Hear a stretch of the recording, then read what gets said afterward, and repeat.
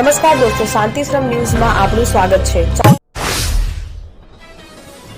બનાસકાંઠા જિલ્લામાં હવામાન વિભાગ દ્વારા 30 મે, 31 મે અને 1 જૂન દરમિયાન ગાજવીજ સાથે હળવાથી મધ્યમ વરસાદની આગાહી વ્યક્ત કરવામાં આવી છે। બનાસકાંઠા સહિત ગુજરાતમાં કેટલાક જિલ્લાઓમાં વરસાદની સંભાવના વ્યક્ત કરાઈ છે। ઉનાળાની સિઝનમાં ખેડૂતોએ મહેનત કરીને તૈયાર કરેલા બાજરી અને મગફળી જેવા પાક હાલ કાપણીના તબક્કે છે।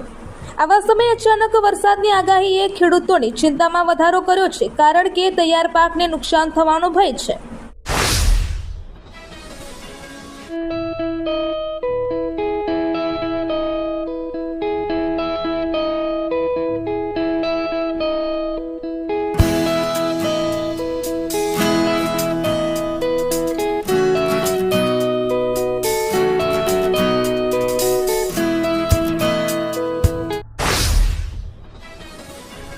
પાલનપુર નજીક ચડોતર ઓવરબ્રિજ ઉપર આરટીઓની ગાડીની અકસ્માત નડ્યો હતો। આ ઘટનામાં ગાડીમાં સવાર 2 થી 3 આરટીઓ કર્મીઓને ઈજાઓ પહોંચી હતી। પ્રાથમિક માહિતી અનુસાર આરટીઓની ગાડી ડિવાઈડર સાથે અથડાતા અકસ્માત સર્જાયો હતો। અકસ્માત બાદ ઘટના સ્થળે મોટી સંખ્યામાં લોકો એકઠા થઈ ગયા હતા અને ઈજાગ્રસ્ત કર્મીઓને તાત્કાલિક સારવાર માટે હોસ્પિટલમાં ખસેડવામાં આવ્યા હતા। જો કે આરટીઓની ગાડી ડિવાઈડર સાથે કયા સંજોગોમાં અથડાઈ તે અંગેનું ચોક્કસ કારણ જાણવા તપાસ। બનાસકાંઠા રેન્જ પોલીસે અમીરગઢ પોલીસ સ્ટેશનના એક ગુનામાં છેલ્લા 36 વર્ષથી ફરાર આરોપીને ઇકબાલગઢ ખાતેથી ઝડપી પાડ્યો છે। આ કાર્યવાહી પોલીસ મહાનિરીક્ષક પરીક્ષિતા રાઠોડની સૂચનાના આધારે કરવામાં આવી હતી। પોલીસ મહાનિરીક્ષક પરીક્ષિતા રાઠોડ બનાસકાંઠા રેન્જ પાલનપુરે રેન્જ વિસ્તારમાં નાસ્તા ફરતા આરોપીઓને પકડી પાડવા માટે વિશેષ ઝુંબેશ ચલાવવાની સૂચના આપી હતી। આ સૂચનાના અનુસંધાનમાં પોલીસ સ્ટાફ દ્વારા સઘન કાર્યવાહી હાથ ધરવામાં આવી હતી। દાંતીવાડા પથકમાં આજે હવામાનમાં અચાનક પલટો જોવા મળ્યો હતો। સવારના ભારે ઉકળાટ અને બફારા બાદ અચાનક કાળા વાદળોથી આકાશ ઘેરાઈ ગયું હતું। આ વાતાવરણના બદલાવને કારણે વિસ્તારમાં ઠંડક પ્રસરી ગઈ હતી। છેલ્લા કેટલાય દિવસોથી પ્રવર્તી રહેલી ભારે ગરમીથી લોકો અકળાઈ ઉઠ્યા હતા। હવામાનના અચાનક પલટાથી લોકોને ગરમીમાંથી થોડી રાહત મળી છે। જો કે આકાશમાં ઘેરેલા કાળા વાદળોને કારણે કમોસમી વરસાદ થવાની શક્યતા ઊભી થઈ છે। આ સંભવિત માવઠાને લઈને ખેડૂતોમાં ભારે ચિંતા વ્યાપી ગઈ છે।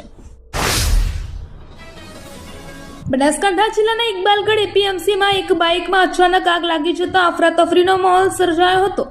મળતી માહિતી મુજબ માર્કેટ યાર્ડમાં કામ અર્થે આવેલા એક ખેડૂતના બાઇકમાં અચાનક આગ ભભૂકી ઉઠી હતી। બાઇકમાં અચાનક આગ લાગતા આસપાસ હાજર વેપારીઓને લોકોમાં દોડધામ મચી ગઈ હતી। જો કે વેપારીઓએ સમય સૂચકતા દાખવી ફાયર બોટલોના ઉપયોગથી આગ ઉપર કાબુ મેળવ્યો હતો। ચૂંટણી પ્રક્રિયા પૂર્ણ થયા બાદ પણ રાજકીય ગરમાવો ચરમસીમાએ પહોંચ્યો છે। ત્યારે દાંતા તાલુકા પંચાયતની મતદાન પ્રક્રિયાથી દૂર રહેલા મહિલા ઉમેદવાર અરુણાબેનના પતિ મુરારી અગ્રવાલે એક ચોંકાવનારો બળાપો ઠાલવીને રાજકારણમાં ખળભળાટ મચાવી દીધો છે। મીડિયા સમક્ષ પોતાની પ્રતિક્રિયા આપતા મુરારી અગ્રવાલે ગંભીર આક્ષેપ કર્યો છે। કોંગ્રેસના જ એક મુખ્ય અને મોભી આગેવાને પોતાના ઉમેદવારને ₹10 લાખની મોટી રકમમાં વેચી દીધા હતા। આ આંતરિક ખરીદ વેચાણ અને પરિસ્થિતિની નિયતિઓથી નારાજ થઈને તેમણે આ આકરું પગલું ભર્યું હોવાની ચર્ચાએ જોર પકડ્યું છે।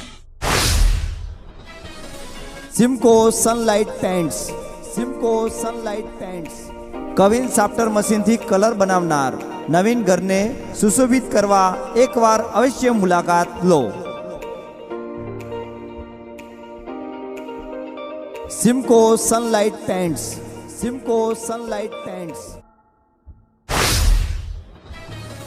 ડીસા નગરપાલિકાએ હરિઓમ સ્કૂલ પાછળ અને ભારત માતા સર્કલ તરફ જતા મુખ્ય માર્ગ પરથી એક પાકું દબાણ દૂર કર્યું છે। પોલીસ બંદોબસ્ત સાથે જેસીબી મશીનોનો ઉપયોગ કરીને આ કાર્યવાહી કરવામાં આવી હતી, જેનાથી વર્ષો જૂનો આ રસ્તો સંપૂર્ણપણે ખુલ્લો થઈ ગયો હતો। આ વિસ્તારમાં દબાણકારોએ લાંબા સમયથી ગેરકાયદેસર કબજો જમાવ્યો હતો, જેના કારણે સ્થાનિકો અને વાહન ચાલકોની અવરજવરમાં ભારે મુશ્કેલી પડતી હતી। અગાઉ પણ પાલિકા તંત્ર દ્વારા અહીં કાર્યવાહી કરીને આશરે 2400 ચોરસ મીટર જેટલી કિંમતી જમીન અને જગ્યા ખુલ્લી કરાવવામાં આવી હતી। ડીસા તાલુકાના ચંદાજી ગોળિયા ગામ નજીક આવેલા છત્રાલા પાસે એક ખેતરમાં મંગળવારે જીવંત વીજ વાયર તૂટી પડ્યો હતો। આ ઘટનાને કારણે ખેતરમાં રાખેલા 100થી વધુ બાજરીના પૂળા બળીને ખાખ થઈ ગયા હતા. નાગજીભાઈ વિહારજી દેસાઈના ખેતરમાં બનેલી આ ઘટના બાદ જાગૃત ખેડૂતે તાત્કાલિક વીજ કર્મચારીઓનો સંપર્ક કર્યો હતો અને વીજ લાઈન બંધ કરાવતા મોટી દુર્ઘટના ટળી હતી. આજુબાજુના ખેડૂતો પણ ઘટના સ્થળે દોડી આવ્યા હતા અને પાણીનો મારો ચલાવી આગને કાબૂમાં લેવામાં મદદ કરી હતી. આ આગમાં ખેડૂતને અંદાજિત 2500નું નુકસાન થયું છે. ગુજરાતના વાવથરાદ જિલ્લામાં આવેલા ઢીમા ગામમાં ઐતિહાસિક અને પવિત્ર ધરણીધર ભગવાનનું મંદિર આવેલું છે. આ મંદિર તેની વિશેષતા માટે ખૂબ જ પ્રચલિત છે, જ્યાં ભક્તો પોતાની મનોકામના પૂર્ણ થતાં અનોખી રીતે શ્રદ્ધા વ્યક્ત કરે છે. ઢીમેચા પરિવારના હરખાભાઈ ઢીમેચા અને તેમના ભાઈએ પોતાની મનોકામના પૂર્ણ થતાં એક કઠિન યાત્રા કરી. તેમણે પોતાના ઘરથી ધરણીધર મંદિર સુધીના આશરે 2 કિલોમીટરના અંતર સુધી જમીન માપીને એટલે કે દંડવત પ્રણામ કરીને યાત્રા પૂર્ણ કરી હતી. ધાનેરાના ખેડૂત પ્રકાશભાઈ જોઈતાભાઈ તરકે અબોલ ગાયો માટે એક અનોખી પહેલ કરી છે. તેમણે પોતાના 5 વીઘા ખેતરમાં ઉભેલા લીલાછમ બાજરીના પાકમાં ગાયોને ચરવા છોડી દીધી હતી. આ પહેલ તેમણે શહેરમાં પ્લાસ્ટિક અને કચરો ખાવા મજબૂર બનેલી ગાયોની દયનીય સ્થિતિ જોઈને કરી હતી. ખેડૂત પ્રકાશભાઈએ પોતાના 5 વીઘા ખેતરમાં ઉભેલા બાજરીના ડોડા સહિતના સંપૂર્ણ પાકને ગાયો માટે ખુલ્લો મૂકી દીધો હતો. આનાથી ગાયોને ભરપેટ લીલોચારો મળ્યો હતો. આગામી ચોમાસાને ધ્યાને લઈને બનાસકાંઠા જિલ્લામાં પ્રી મોન્સૂન કામગીરીની સમીક્ષા કરવા માટે જિલ્લા પ્રભારી મંત્રી શ્રી કમલેશભાઈ પટેલના અધ્યક્ષસ્થાને એક વર્ચ્યુઅલ બેઠક યોજાઈ હતી.